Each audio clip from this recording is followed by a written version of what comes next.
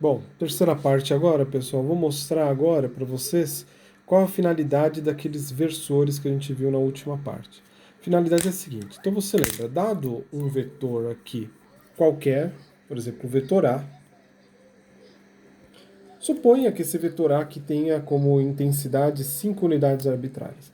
Então, vou colocar aqui do lado, a intensidade do vetor A vale 5 unidades arbitrárias. Né? Significa que se a gente dividir aqui ele em 5 pedacinhos, né? 1, 2, 3, 4, 5, né? Cada uma dessas unidadezinhas aqui eu estou chamando de uma unidade arbitrária qualquer. Pois bem, lembra que o que a gente vai fazer com esse vetor? Uma maneira é utilizar um sistema de referência ortogonal x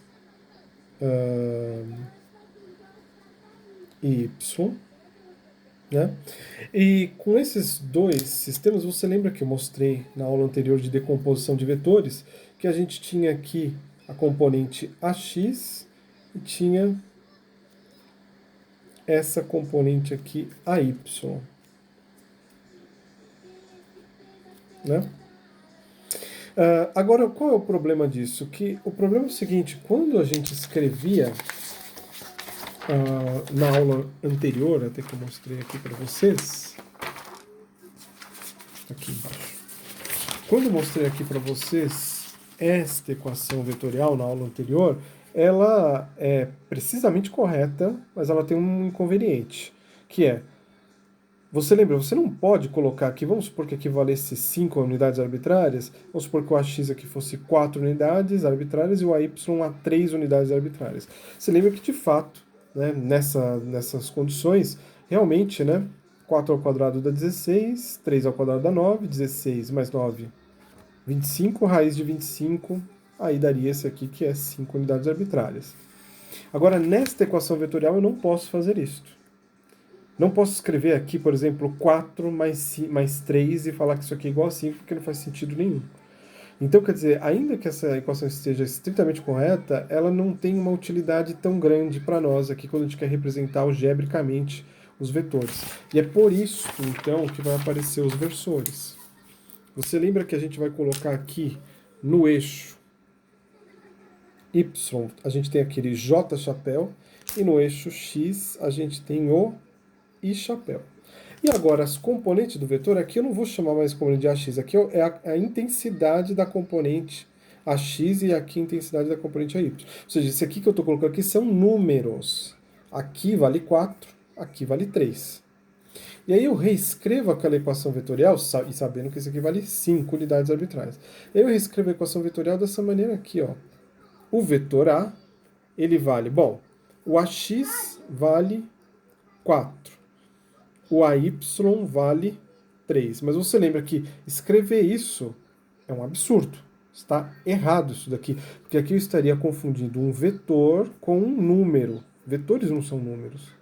Então o que você precisa fazer aqui? Essa equação está completamente errada. Você nunca vai fazer isso. Agora, uma maneira de a gente corrigir isso aqui é se a gente multiplicar esse 4 pelo I chapéu e esse 3 pelo J chapéu. Perceba que a equação que estava completamente errada agora não está mais. E por que não está mais? Porque um número vezes um vetor é um vetor. Porque a gente viu pela propriedade de multiplicação de número por vetor, de escalar por vetor. E quando você multiplica o vetor I chapéu por 4, ele passa a ser esse vetor aqui, que é o AX, que conforme a aula passada, não tinha visto, ó, é esse vetor aqui. Exatamente esse vetor. Ele aumentou de tamanho, como a gente já tinha discutido. Veja, esse vetor 3J, chapéu, é exatamente este vetor aqui, que na aula anterior a gente tinha visto, era este vetor aqui, ó. Né? E agora eu consigo escrever números aqui e não está totalmente correta essa equação, uma equação vetorial, e com isso dessa maneira eu consigo algebricamente representar um vetor. Então, por exemplo, ó, imagine que eu tivesse aqui o vetor B. E esse vetor B fosse dado aqui para você por, vamos supor aqui, ó, 2 e chapéu menos 2 J chapéu. E o enunciado te deu simplesmente isso. Como que você faz para saber quem é o vetor B? Olha lá, no nosso sistema de referência, que está aqui, né? Ele tem duas unidades na direção I, então 1, 2, e ele tem duas unidades na direção menos J. Se é menos J, eu tenho que fazer aqui menos 1, menos 2, e ligar aqui, ó, 2 com menos 2. Ah, então o vetor B é este vetor aqui, ó. Esse é o vetor B. Mais um exemplo, por exemplo, o vetor C. Suponha que o vetor C seja simplesmente 5J, chapéu, só isto. Veja, mas só lembrando, o sinal menos indica que a componente do nosso vetor está no sentido contrário do sistema de referência, porque o J chapéu está para cima. Tá? Veja, quem é o vetor 5J? Bom, se não tem I, o I é zero. Né? Então quer dizer que 5J ó, é 1, 2, 1, 2, 3, 4, 5.